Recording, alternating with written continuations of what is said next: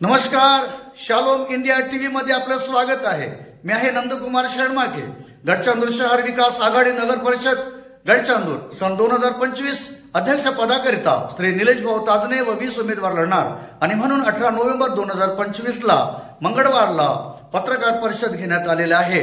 या पत्रकार परिषदेमध्ये ॲडव्होकेट माननीय वामनरावजी चटप साहेब, शेतकरी संघटना यांची उपस्थिती होती आणि अनेक लोकसंख्येने हे पत्रकार परिषद घेण्यात आलेले आहे। आपापले व्यक्तिगत मत प्रत्येक उमेदवाराने या ठिकाणी मांडलेले आहे आणि म्हणून या पाहू आपण या उमेदवाराचे प्रत्यक्ष मत। उमेदवार माननीय निलेश ताजने, आमचे सहकारी विलासराव धांडे, निलेश ताजनेबरोबर हम साथ साथ म्हणून आलेले त्यांना मी मोरे सरकार असे रामचंद्र मोरे, आमच्या मित्राचा चिरंजीव संदीप शिर्की, आमचा मामा महादेव मामा आणि आमचा साथी माधव किंवा महादेव जयस्वाल, आमचा चिरंजीव भारत, तिकडे जितू म्हणतो मी त्याला, असा जितू। दुसऱ्या बाजूला मागच्या वेळेला थोड्या मार्जिननी परीक्षेला बसून नापास झालेला आमच्याच पॅनलमधला एक आदिवासी नेता महेश पडसाके, गोंडवाना गणतंत्र पार्टीचे शहर अध्यक्ष, अल्पसंख्याक आघाडी अध्यक्ष,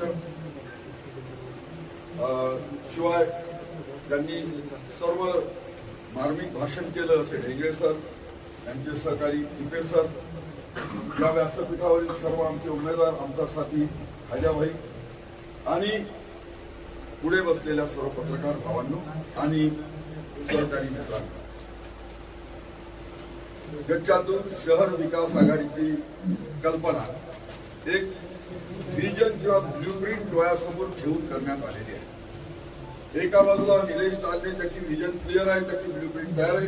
तो म्हणतो 15 वर्षाची मार्जिन आहे, 5 वर्ष त्याचा परीक्षेत आहे। 5 वर्षाच्या परीक्षेत तो पास झाला तर लोक म्हणतील लगेच मुन्नाबाई घेऊ नका, आम्ही तुझ्या पाठीशी आहोत असं म्हणतील, पण पहिल्या 5 वर्षात त्याला संधी पाहिजे आणि म्हणून त्यांनी ती ब्ल्यूप्रिंट मांडली आहे। कशासाठी पाहिजे पालिकेची निवडणूक? नागरिकांच्या किमान गरजा आहे, ज्याला आपण रस्ता आहे, पिण्याचं पाणी आहे, वीज आहे, नाल्या आहे, शाळा आहे, अंगणवाडी आहे, सामाजिक सभागृह आहे, आदिवासीचं गोटूल आहे, हे या सगळ्या नागरिकांच्या वेगवेगळ्या समाज घटकांच्या वेगवेगळ्या निधीमधल्या योजना याची अंमलबजावणी करून गावाचा चांगला विकास करायसाठी म्हणून आहे। दुसऱ्या बाजूला आपल्याला CSR फंड किंवा टॅक्स देणारी एक यंत्रणा शेजारी आहे। आपलं गाव ज्या माईन्स आहे त्याच्यापासून 25 किलोमीटरच्या आत आहे, त्याच्यामुळे माईन्सची रॉयल्टी मिळायला पण मदत होणार आहे, त्याच्या पाठपुराव्याची गरज आहे। आणि एक संधी तुम्ही यांना दिली तर हे सगळं घडू शकतं, कारण शेवटी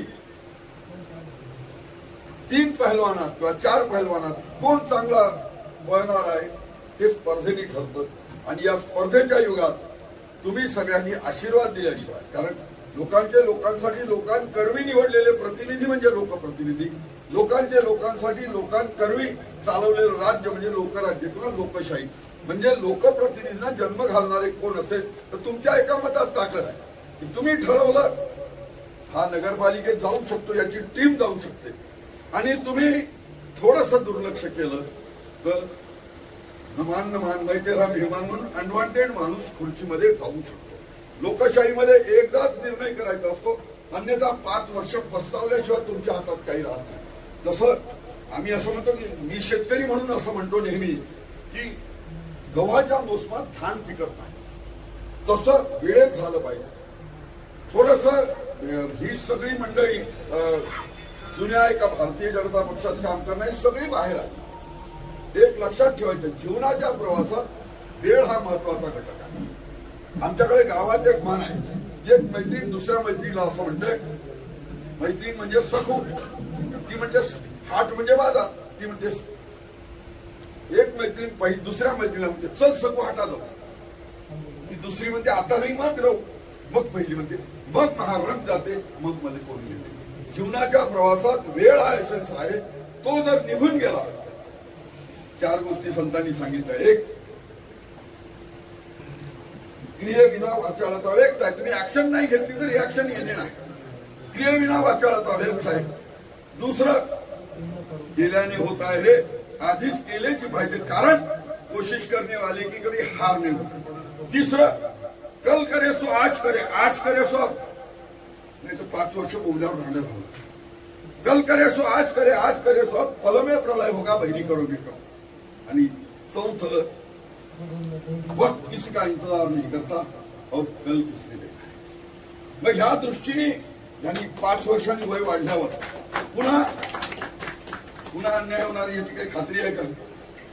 एकदा काय असेल ते दूध का दूध, पाणी का पाणी होऊन जाऊ द्या.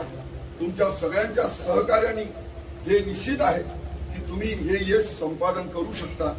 पण कसं आहे, शेवटी तुमच्या आशीर्वादाची गरज आहे, तुमच्या जनतेच्या आशीर्वादाची गरज आहे. जसं अक्कलकोटच्या महाराजांच्या दर्शनाला गेलो आम्ही, त्यांच्या मागे एक वाक्य लिहिलंय. काय लिहिलंय? येऊ नकोस, मी तुझ्या पाठीशी आहे. म्हणून तुम्ही गडचांदूरच्या जनतेने या सगळ्या टीमला आशीर्वाद देऊन म्हणायचा आहे, घेऊ नका, आम्ही तुमच्या पाठीशी. एवढं तुम्ही म्हटलं, आम्ही सगळे नेते म्हणतो की हम साथ साथ.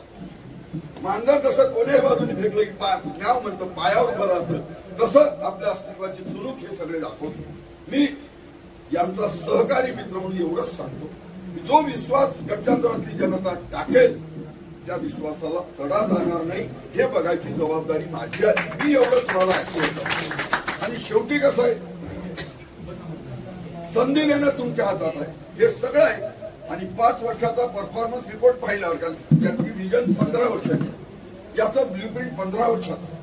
पहिला टप्पा, जसं आपण म्हणतो पहिला घंटा बचपन, दुसरा जवानी, तिसरा बुढापा, तसं 3 टप्पे आहे याचे. पहिला टप्पा 5 वर्षाचा आहे. 5 वर्षाच्या परफॉर्मन्स रिपोर्ट नंतर तुम्हीच म्हणणार आहे तूच गेलं पाहिजे, तुझी टीम गेली पाहिजे.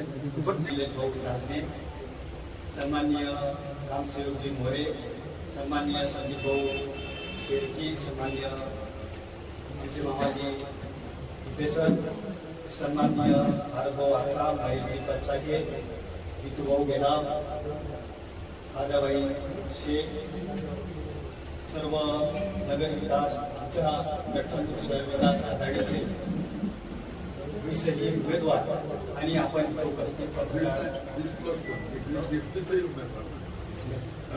उमेदवार, गडचांदूर शहर विकास आघाडीचे आमचे 20 उमेदवार आणि नगराध्यक्ष पदाचे आमचे निलेश भाऊ ताजने आणि आपण उपस्थित सर्व पत्रकार बंधू. ही निवडणूक निर्णायक बळणावर आलेली आहे. गडचांदूर शहराच्या दृष्टीने आपापले वैयक्तिक मतभेद, द्वेष, वैरभाव विसरून विविध विचारधारा असणारे मंडळी एकत्रित येऊन अपनी मंजिल एक है म्हणत केवळ आणि केवळ गडचांदूर शहराचा विकास या एककलमी कार्यक्रमावर गडचांदूर शहर विकास आघाडीची स्थापनेची घोषणा आज आपली.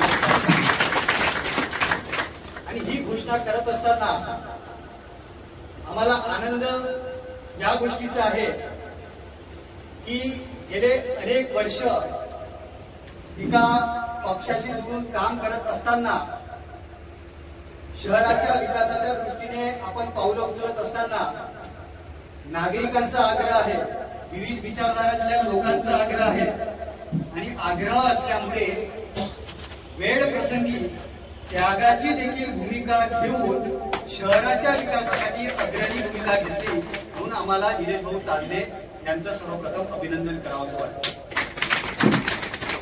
आणि शहरात पर्यावरणाच्या दृष्टीचे जे प्रश्न आहेत, पतदिव्याच्या संदर्भातले जे प्रश्न आहेत, नालीच्या किंवा पायाभूत सुविधांचे जे काही प्रश्न आहेत ते तर आहेच, पण त्याही पलीकडे जाऊन इथल्या युवकांचा रचनात्मक विधायक विकास व्हावा म्हणून अभ्यासाची रुची त्यांच्यामध्ये वाढवण्यासाठी अभ्यास वर्ग, वाचनालय ठिकठिकाणी कसे तयार करता येईल.